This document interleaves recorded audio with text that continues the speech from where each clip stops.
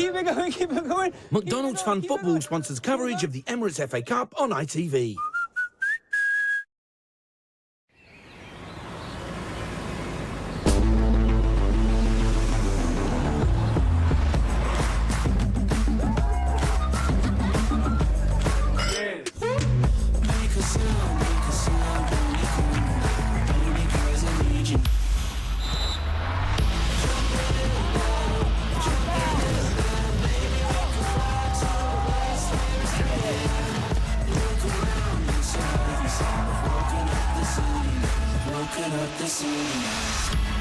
These are the days you dream about. Will there be more FA Cup drama today?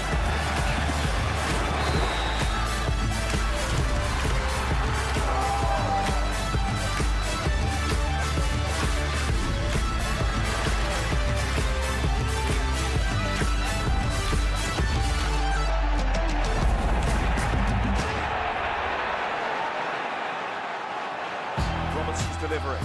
Canate is up at the back post. And Liverpool taking an early lead. Sam Steffen's taking a little bit too long here, and Mane's there. And Liverpool have a 2-goal lead. This is Thiago, down the corner to Trent Alexander-Arnold. The Spaniard's got it back again. He's found Sadio Mane.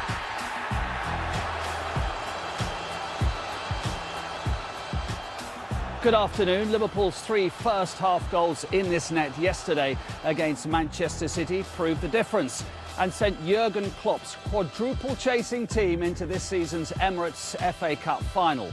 They'll meet the winners of today's match between Chelsea and Crystal Palace, 2 London teams whose record here at Wembley couldn't be more different.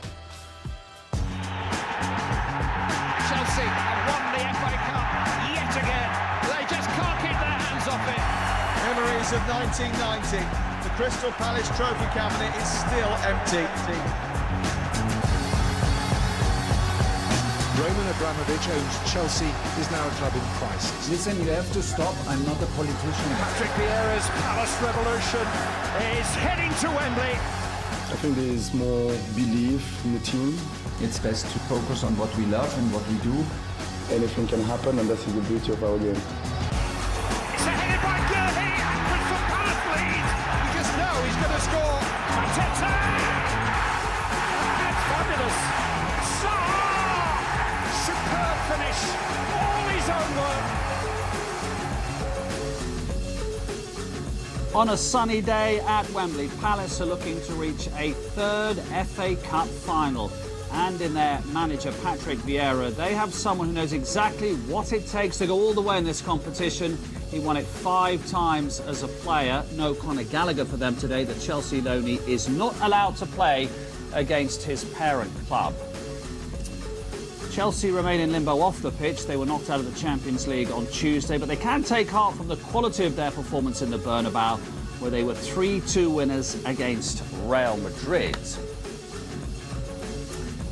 And a very good afternoon to you. Joe Cole and Ian Wright will have an eye on their former teams today, and Roy Keane is very much in the neutral corner. Good afternoon. Patrick Vieira said this week that when he saw you celebrating the FA Cup win as a teammate in 1998, he really realised what the Cup meant. Do you remember that striking a chord with him? No, I just remember all the time how important the FA Cup was to me. I mean, watching them since like 1970, and I always used to talk to the guys about the FA Cup, what it means. You know, the luck you could get if you get a good draw, but then you get to the latter stages, you get to the final, and if you're fortunate enough to win it, what it means. And he just saw me very exuberant when we won. That's probably what it was. It's amazing. It's an amazing competition. How do you rate what Crystal Palace and Patrick Vieira have done this season? I mean, they're the only non-top 3 team who've got this far. No, I think they've had some lucky draws. I think that's helped. They still have to go out and win the games. I think they've played some really good stuff in terms of the Premiership form. Patrick's done a good job. Huge question marks when he got it, but they're playing a nice brand of football. I think the Palace fans are real positive at the moment. There's great belief where Patrick is taking the club. Big test from today. Real tough game for him. But they're playing some good stuff, got some good attacking players, and I'm sure they'll give Chelsea a tough game. And this will be a tough test for Chelsea, won't it, after the week that they've had? There's no question of that, Joe. Yeah, I mean, it's difficult. Any time you get knocked out of the Champions League, there's a slight hangover, so the lads have to be right on it. I think the one shining light that was the performance in the Bernabeu, you know, the way that what Thomas Tuchel set the team up, the way the lads, you know, dealt with the threat of Vinicius and Benzema to a large degree. and obviously won the game but went out. So there is some positives, but you have to turn it around when you go out. And what a better day than a semi-final, booking a place in an FA Cup final. Let's have a look at the Crystal Palace team then. Ian, we won't get into the whys and wherefores because the regulations are quite clear, and Chelsea have done nothing wrong in saying, no, you cannot play Conor Gallagher. It's as simple as that. How do they make up for the fact that he's missing his energy, that tenacity, that passing that he brings? Well, very tough. I think Jeffrey Schlupp is probably going to be the one who's going to maybe have the responsibility of maybe trying to close down. But I don't think that anyone in that Palace side can actually do what he does. No one can't replicate what he does. I think Nathaniel Klein's pretty unlucky. You know what I mean? I'm delighted for Joel Ward, great servant for the club, but I thought with Timo Werner maybe on that side, the pace and the strength of Klein, but we'll see how it goes. But going back to Jeffrey Schlupp, I'm sure he'd come in and try and do as good as he can. It's probably going to be a team effort. Yeah, it's going to have to be the collective today, isn't it, without Conor Gallagher and what he brings? Yeah, of course, he's a huge loss to him, but that's part of the journey, really. When you're on a cup run, you're going to have players that are missing or suspended or obviously not allowed to play because of the rules. And he's a big loss because he does bring him energy, and on top of the energy, let's not do the kid a disservice, real quality. He's a big goal threat, but that's where you've got the squad of players. And Palace still have some very good attacking players, but they have to step up to the plate today. Players like Zaha, 29 years of age, been talking about potential in for years. They've got to turn up. Eze, players who can go past people, but again, big test for him. Let's have a look at the Chelsea team then and see what Thomas Tuchel has done after going so close in the Bernabeu in the week. Interesting, Joe, that Kante's left out of the starting lineup. And again up front, Mount, Havertz and Werner. Mount in the Bernabeu, because I was lucky enough to be at the game, was fantastic. Yeah, he was stunning. I think any time Kante don't play, it's affected Chelsea because of the energy he brings. You know, he's played a lot. He's getting older. He can't play multiple games in a row at the moment. They've got to use him wisely. Jorginho coming in, he gives you different options. I think by the look of the team, I think Thomas Tuchel's probably thought, right, I expect us to have possession. I expect us to dominate, and Jorginho usually enjoys them types of games. You can get it off the back three and play through the lines. But Mason was exceptional, as was Werner as well, who's had a stop-start season. But the last two games, he's been absolutely incredible, Werner. You know, scored goals, made goals, and you know, this might be a period of time where he can save his Chelsea career and stay at the club. Well, I think that front three at the moment, with what they give you, Havertz, I think he's fantastic. Mason Mount with his energy and everything, and then Timo Werner doesn't get a lot of credit for the amount of work he does because obviously he misses chances, so people focus on that more. But this front three have got so many different aspects to their game, they'll cause them a lot of problems. And then you've got Jorginho control the ball in there. So it's going to be a tough one for Palace. And like I have to agree with Roy, that they have to do something special. I don't know. You have to go back to when Palace played Liverpool in that semi-final. It was the greatest game in their history, and something happened. They've done something special, and I think that's what's going to have to happen today. They'll certainly have to start quickly, without a shadow of a doubt. Palace have to start quickly, and their goalkeeper will need to play well if they're going to get a result today. Absolutely, Jack Butland, England goalkeeper, in goal today for Palace. Yesterday we were treated to a rematch of last weekend's top of the table Premier League match between Manchester City and Liverpool, and Gabriel Clark was here to watch how this one unfolded. For all its sporting heritage, rarely had Wembley staged such a heavyweight contest.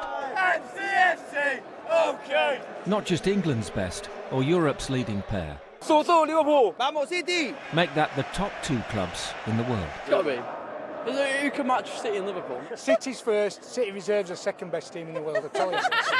Inseparable in their league meetings, Wembley only does fights to the finish. A treble chance or a Fab Four.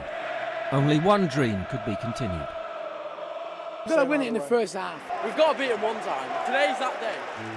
Liverpool's start was imperious, personified by Ibrahima Konaté's header. Setting the tone for a higher standard. It might be the best first half I saw from my team in around about 7 years or 7 seasons. It was incredible. They had the momentum and we could not be in the game quite often. We were more passive against that team. It's not possible. Pep Guardiola had reshuffled his defence. Behind them was his cup goalkeeper, Zach Steffen. It was an accident. Sometimes it happens. The second goal is my favourite goal. To be that brave, that Sadio was really there, that's outstanding.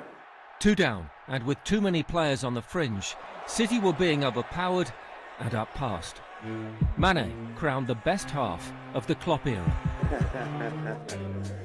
marvellous. The chip from Thiago and the volley from Sadio, wow. Guardiola got to work, reshaping his attack. Switched from false nine to a more familiar position. Jack Grealish scored with his first touch. The second half, we were more aggressive. The quality of the opponent, it's just not possible to have an easy afternoon. Have you got the best goalkeeper in the world? I think so, yeah. As good as you are, without a good goalie, you are in real trouble. We should have killed the game off, maybe. I think we deserve the win. But City showed the perseverance of champions. Bernardo Silva's goal turned the 4 minutes of added time into a frantic crescendo. Do you think the best team won? They won. They won, yeah. The Fab Four, that dare not speak its name, is a step closer. We don't talk about quadruples. My first FA Cup final, so I'm looking forward to it. I think that's maybe the only trophy that we didn't win as a group. We will give it a try to win as many as possible, but it's never happened before. We should really feel it, enjoy it, and don't just take it like it's normal. No, it's not normal. Today I enjoyed it a lot, to be honest, so it's good, it's good. We'll talk more about yesterday's semi-final later in the show, but next we'll hear from a player who is truly living the dream. Crystal Palace and now England fullback Tyrick Mitchell, who grew up so close to Wembley he could hear the crowds on big days like this.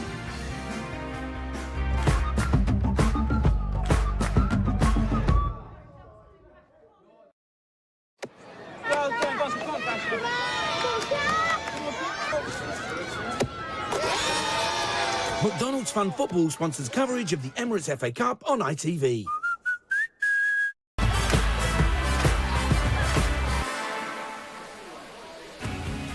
It's all about London today. Wembley in full flow as Chelsea and Crystal Palace get ready to meet for a place in the FA Cup final.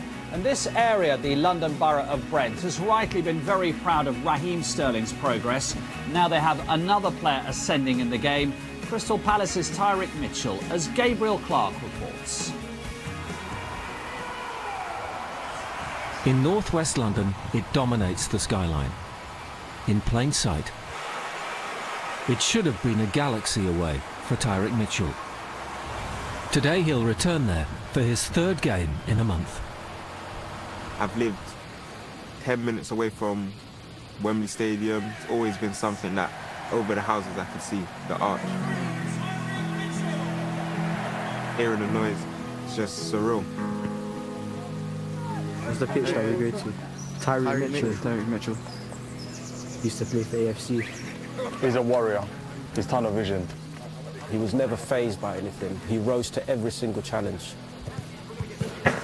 15 years ago, MJ and Abdi co-founded AFC Wembley in one of the UK's most deprived areas. Good, Jago. We were all local guys who had a real passion for community development and just decided, yeah, let's get together and create a football club for this area. When Tyrick joined aged 9, he'd already faced major hurdles. What chance would you have given the Tyrick you first met of going all the way he's gone? Very slim. He lived in a quiet place. A lot of the times I would say almost in his head. Quiet, yeah. I was just in a shell. Unless I knew you, then I wouldn't really speak. Yes! Play football! Tyrick was brought up by his mother. His father has spent much of his life in prison. His father was absent a lot of his life. Obviously, that was a burden for him, but he took it on. I wouldn't say he was completely not there, but growing up, if you're taught to be tough, you act tough, but really and truly, like, you still have, everyone has emotions. AFC Wembley was a place where they knew everyone's backgrounds, they knew everyone's situations, and it was a place where it allowed you to express your emotions, and that's what helped me eventually open up and be myself more. We're that close to the stadium. There'd be times when we'd be playing a game on a Sunday and Tyrick would have heard the crowd. I think this might have actually been Tyrick's last game with us in the League Cup final. At the end of this season, you had Tyrick, Jack in the corner here, and Mikel here, who all signed for Brentford. In West London, Tyrick excelled before another setback. He was 16 when Brentford closed their academy. In South London, he's been unstoppable. Sometimes you feel like you know people from when you first meet them, like you sense their character. I sense trust, and trust is a big thing in my life. That was something that I already had in me before football. Just 20 months after making his Premier League debut, the outlier, never picked by England at age group level, was called up by his country. With his first coach MJ and the team there to watch. The fact that he's played for AFC Wembley, stone's throw from the stadium, is going to be making his full debut for England, is one of the most unbelievable things. As he warmed up with another boy from Brent on the Wembley pitch. Was Raheem a role model? Definitely. A lot of us thank him for showing us like a pathway that you can really do it. Well, you're that role model as well now. I'm trying to be. He was like where we were. I can't believe you actually Matt to going in there. Playing in FA Cup semi-final. That was the one for me. In the line, during the national anthem, that's him there in the middle, Tyrick, representing England. Can't put it into words, honestly, really can't. These are people that I grew up with from young, that has known me from a kid. So to see them getting emotional about something that I've achieved is brilliant, is amazing for me. Do you ever think, what if Tyrick hadn't come here, hadn't had that start, that foundation? It's quite frightening to think that, because it could have gone easily the other way as well. You know, he's never going to forget where he's from. He's only going to get better. AFC Wembley will have a game on Sunday, and they're going to be able to hear the noise from your match. Yeah, definitely. It's that close. Hopefully when we do score, everyone at AFC Wembley will be able to hear and cheer. As a Crystal Palace winner goes in. Yeah, definitely. That's the aim.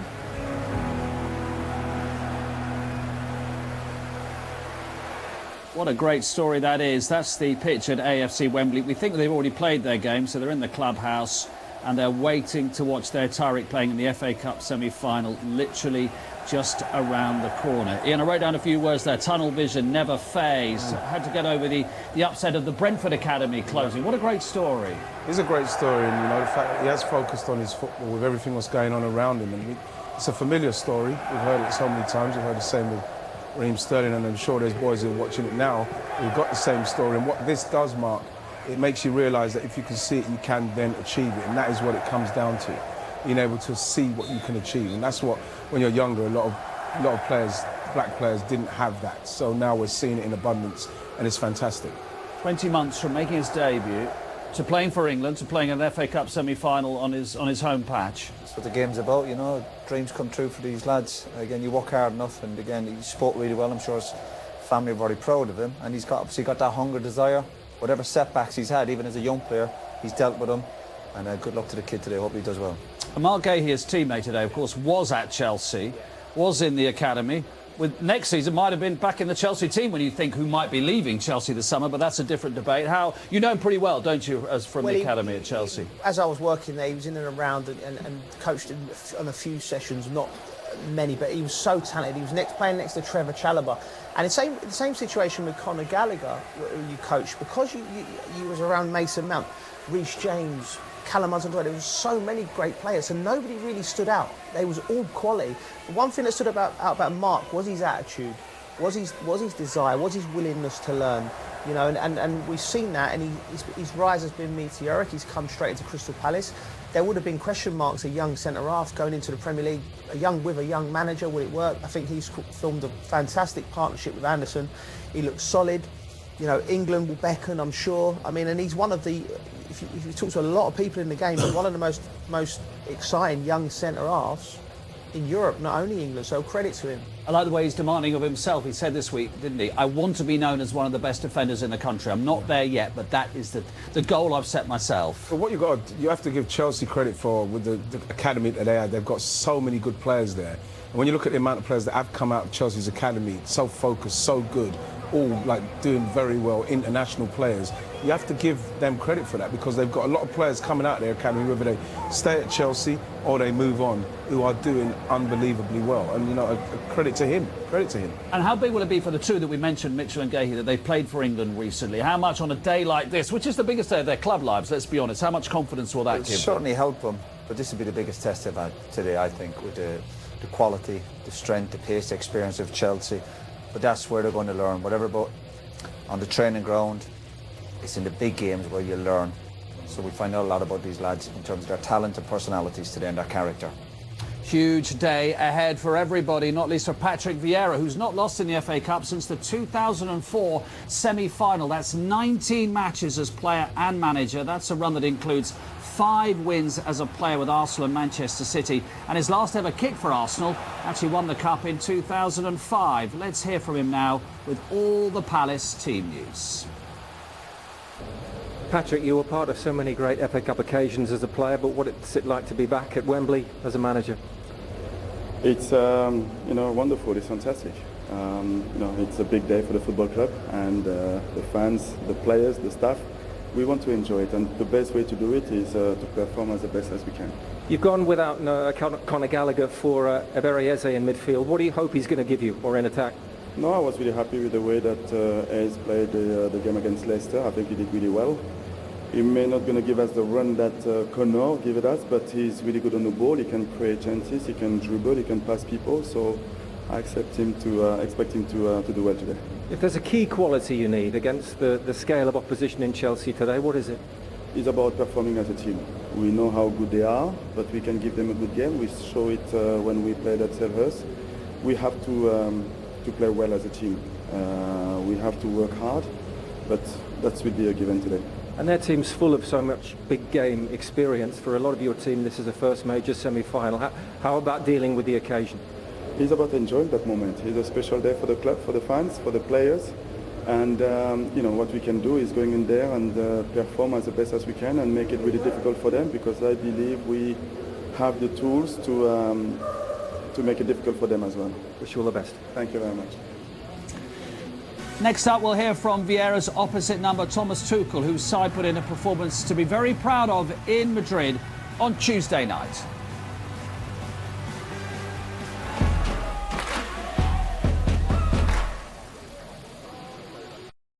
One, two, three.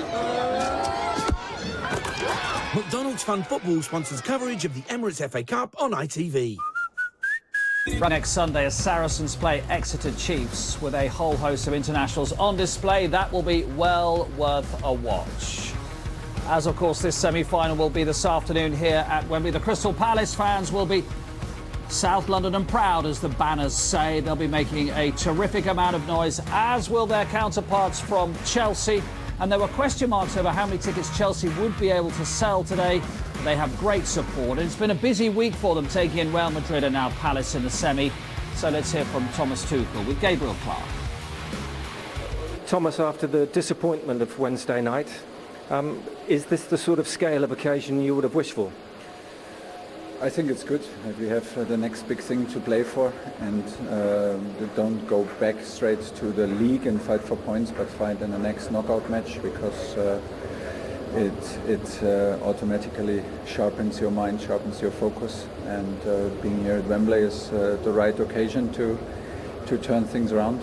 Romelu Lukaku had started every cup tie before today, but you've gone with the same front three as Madrid. Yeah. What's your thinking? It's not fit enough to play 90 minutes, not fit enough for the intensity of our game. It's as easy as that. He had an injury and he misses minutes, so it's the match fitness is not there. Otherwise, it would be a big chance that he started today. You beat Crystal Palace on the opening day. You beat them again a few months ago, but are they in their best form of the season right now? Yeah, but we are also in a good shape. We had two very good games in our last 2 matches, 2 good results, 2 good games, 2 victories. So yeah, they're in general a very energetic team, very nice to watch. If you don't play against them, very nice to watch.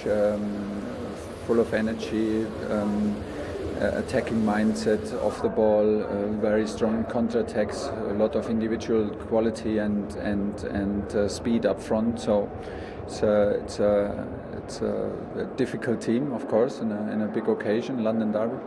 Wish you all the best. Thank you very much. Joe, where do you stand on Timo Werner? On the one side, never stops running, stretches defence, scored in the week in the Bernabeu. On the other, 3 league goals for £47.5 million isn't much of a return. What's your verdict on him? I like him as a player. I would love him as a teammate. You know, you talk to the fans, they appreciate him because of the work he puts in. I think he makes a lot of goals with his runs, he stretches teams. You know, and one thing you can't discount from this kid is he don't give up, and he don't shy away from any challenge. If he misses a chance, he'll go again. And I love the fact that he's come back in at this crucial stage of the season now and he's becoming an important part for Chelsea. I still think there's a story for him in his Chelsea career. 3 months ago, I might have said it's time for him to move on, but you've got to credit his attitude and his desire to keep going, and I think the lads appreciate him. He's one of them players that you always want on your side because he never gives up. You know what, when you look at him and what he contributes to the team, you know, yes, you know, when he came from Leipzig, that season, I think he got 29 goals that season or something. So you're thinking he's coming as a striker, so he's missing a few chances. Everyone's saying, oh, he's not scoring enough goals, but what he gives them in big games as well, you know, it kind of like evens itself out. And it seems to me that at some stage he'll get back on a good run of scoring goals. He will always make my team for me. He'll make my team. There's a face being pulled here. He does. I agree with what the lads are saying, but he does miss far too many chances and simple chances to be up there with the really best strikers in the world. He's obviously not at that level, but he does miss so many chances and simple chances. I saw it, like you say, he missed chances, and I saw him in a game. I think it might be in the Southampton game.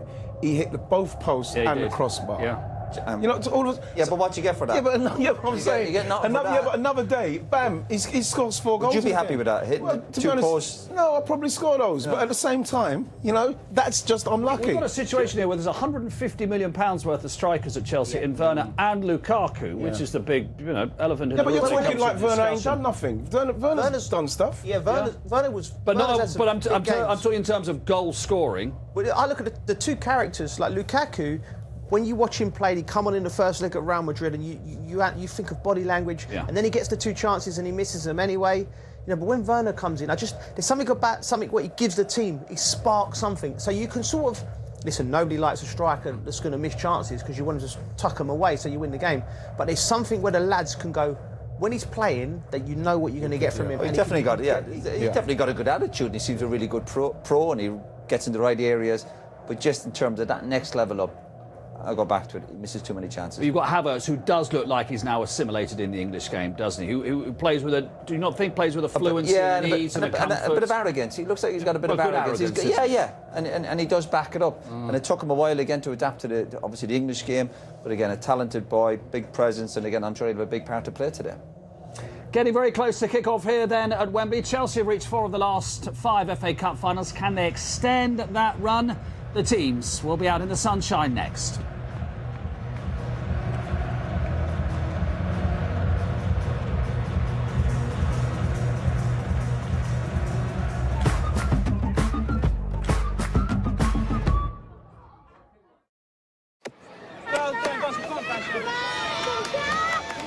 McDonald's Fun Football sponsors coverage of the Emirates FA Cup